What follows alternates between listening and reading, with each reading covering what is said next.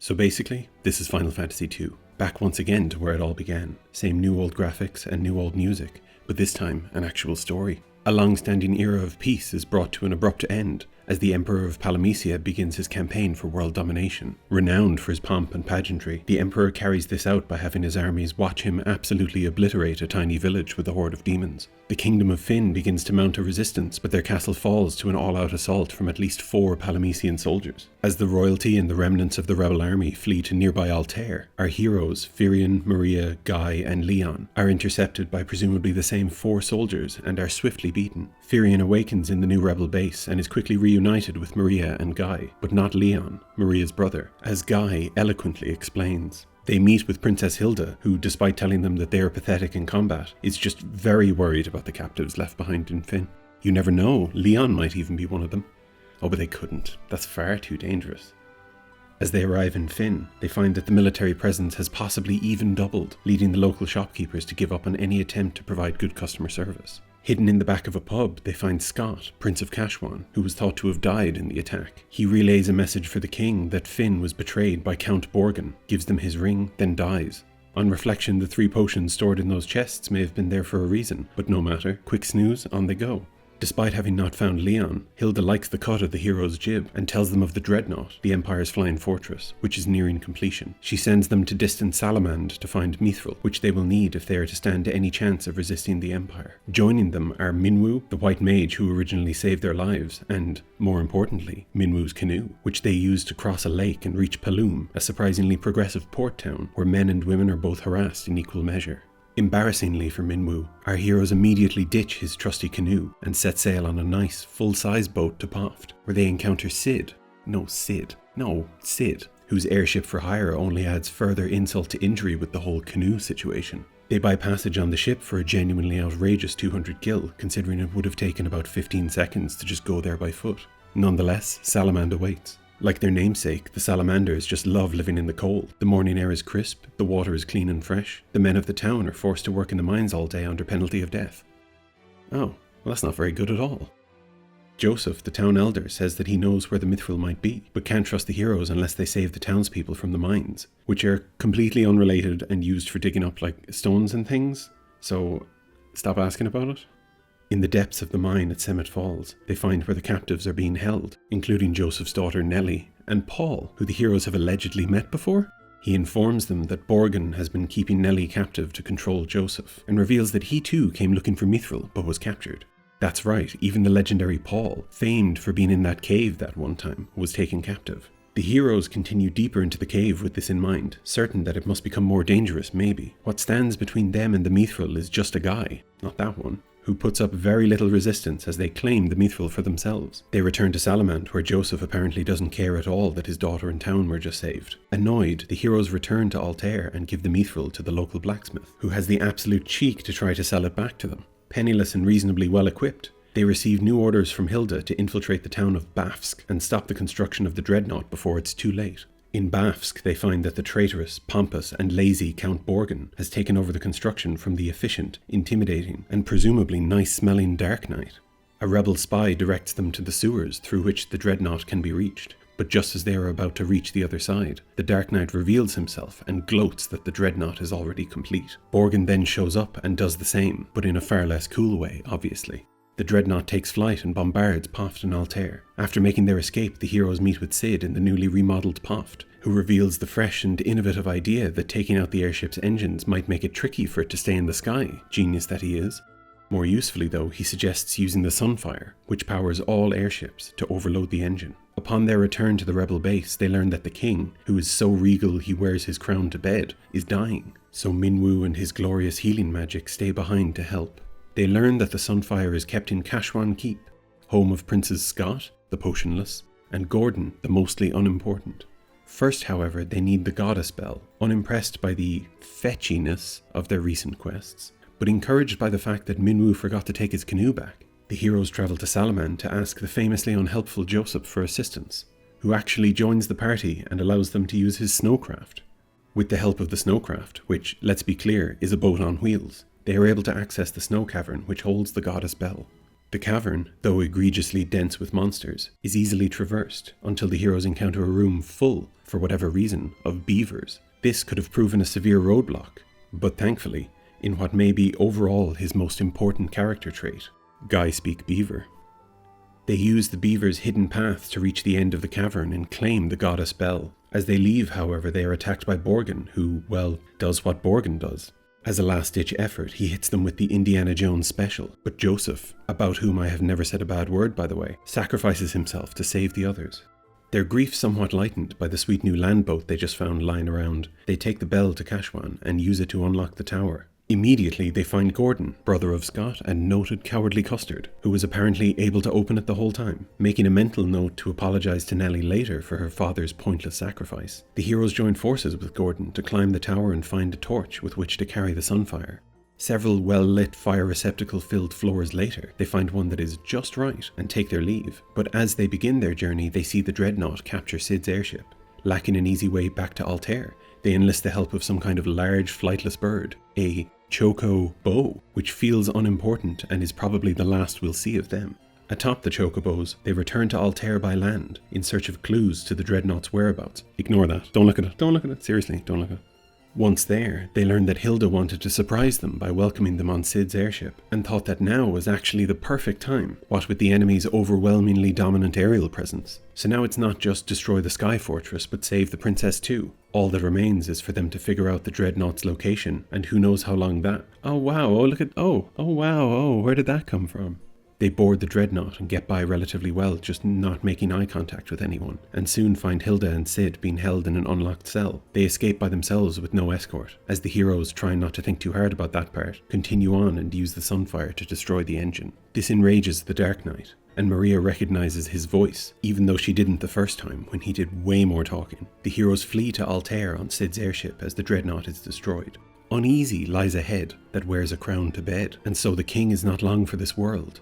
He puts Gordon in command of the rebel army, sends Minwu to seek out the ultimate magic, the aptly named Ultima, and calls upon the heroes to seek out the last of the dragoons, if any are still alive, before breathing his last. Always one to read a situation well, Hilda decides to give her father's last moments a miss, presumably planning to cut out the middleman and surprise the heroes straight from the Emperor's dungeon.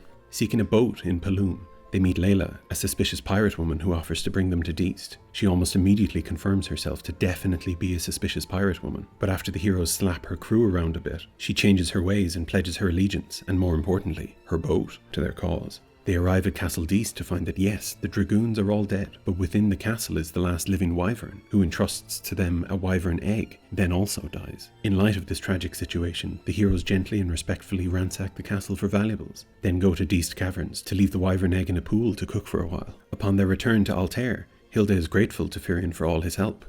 Very grateful, in fact. Firion and the others see through the ruse, however, as this Hilda is clearly not captured, and therefore can't be the real Hilda. She reveals herself to be a giant snake woman, who the heroes dispatch with some difficulty. Now the matter at hand. A tournament is being held in Palamecia, and Hilda is the prize. Gordon, who seems to think that standing next to the heroes for long enough will make him one too, joins the mission to save the princess, leaving Layla, a literal pirate, in charge of the entire rebellion. Though at first, the tournament seems to be an obvious trap, the heroes and Gordon are surprised to find that it's actually an obvious trap, and the Emperor, ever the showman, does a cheeky magic trick before they are captured and thrown in the dungeon. It's not long, however, before they're freed by who else but Paul. Before they can figure out how he got in there, or really who he even is, he's gone again. They find Hilda, and the allegedly heroic Gordon takes the credit for the rescue before fleeing to safety. Upon their return, they find Altair all but deserted, as the rebel army prepares to retake Fynn from the Empire. A vicious, grueling battle unfolds outside the castle, probably, as the heroes sneak, by which I mean saunter right in the front door, into Fynn Castle to kill Gotos, the cruel and villainous imperial viceroy, who actually may have been a pacifist now that I think about it. With Hilda restored to the throne, she admits that she is worried for Minwu's safety, and sends the heroes to help him. Okay, let's get our MacGuffins in a row here. Minwu has gone to the Midian Tower to get Ultima. The heroes need Ultima to beat the Emperor. They can't get into the tower without a crystal rod. To get the rod, they first need to find a white mask sealed below Finn Castle for hundreds of years. They bring that to Mysidia town and pop it on the head of a statue. They then head to the generously named Tropical Island, which is entirely just one cave, and find the black mask, which they bring to the cave of Mysidia and place it on the head of a doppelganger of Firion, causing him to vanish and open the way forward. They descend through the cave, which, thanks to the magic of editing, need only be described as excruciating, and finally obtain the crystal rod. Now, rod in hand, they are finally ready to tackle the tower and obtain the...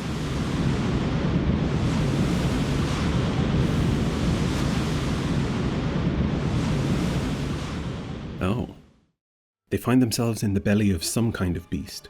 Deeper within the creature, they find a full-blown community of fellow devourees, trying not to think about how they've fed themselves in there for so long. The heroes speak with Ricard, a dragoon whose death was greatly exaggerated, but whose health pool suggests he is very open to the idea of fixing that. He joins them on their quest to find Ultima, and they set off to escape.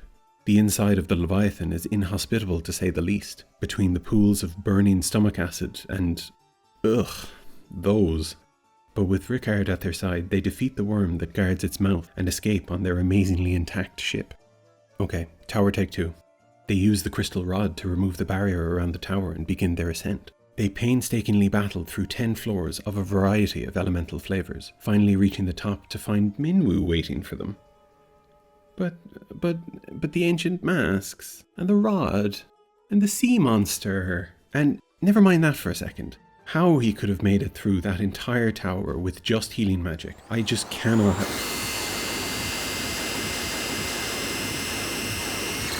Oh wow, okay, I didn't know he had that in him. Unfortunately though, that was all he had in him, but he dies having opened the way for the heroes, allowing them to finally claim Ultima for themselves. Upon their return to Finn, the heroes find a colossal cyclone just waiting ominously outside the castle. Hilda believes that the cyclone is being controlled by the Emperor's magic, which is definitely on brand for him, and Gordon laments that they have no way to fly into the cyclone to stop it, which is a bit of a stretch, but we're going to roll with it. The heroes use a magic mirror in the castle to commune with the wyvern egg, causing it to hatch. Wyvern and Dragoon are now together again, as the heroes finally have a way up into the big, dangerous weather event. And yeah, okay, looks like there's a castle in there. With the help of Ultima, which is almost half as powerful as Guy rubbing both of his brain cells together, the heroes work their way to the top of the cyclone and finally come face to face with the Emperor. He throws wave after wave of his soldiers at the heroes, but to no avail. As he himself falls, he screams that he will not die, then dies. They all return to Finn with news of their victory, and everyone has a celebratory dance except for Layla, who very relatably stands off to the side and waits for it all to be over. The celebration is brought grinding to a halt, however, as a soldier enters the throne room and announces that the Dark Knight has declared himself Emperor, and also that he's actually Leon. Remember Leon? Oh, the times they shared. In order to spare the world from another war, the heroes decide to take the fight directly to Leon at Castle Palamecia, but the castle is considered to be impregnable. If only they knew someone that was good at inexplicably getting into places. Anyway, Paul tells them that the only way in is from above, but thankfully he's been looking after an injured Cid, who agrees to loan them his airship, then dies. Their grief somewhat lightened by the sweet new airship they just found lying around. The heroes fly to Palamecia and skydive into the castle, rather annoyingly landing on the ground floor. They fight their way up to the throne room and face Leon, whose big moment is upstaged by the Emperor reappearing out of a portal, as flashily as possible, having taken the form of some kind of golden god, imbued with the power of actual hell, not even dark energies, just straight up hell. He's ready to do some proper world domination this time. Ricard sacrifices himself to delay the Emperor's attack, while the others escape on the Wyvern, which apparently is an exit-only kind of option. As they flee, the Emperor replaces his castle with a new, much flashier version.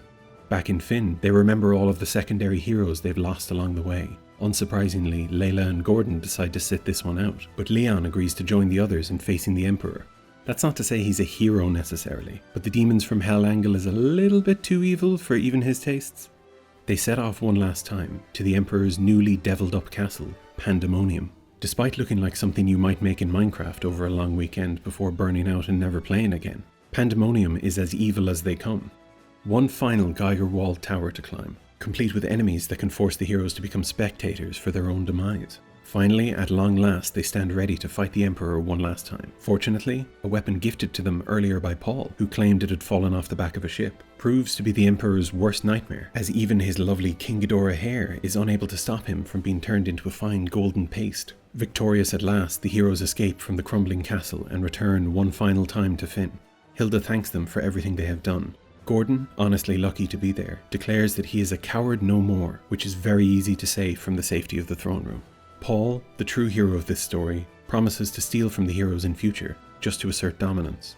And Layla and Nellie are also there as well. Leon, unable to return to a normal, uncool life, sets off on his own to make the world just a little bit more evil. Firion, Maria and Guy are briefly visited by the force ghosts of the various party members they got killed along the way, before facing the new world of peace they have created as they power walk into a brighter future.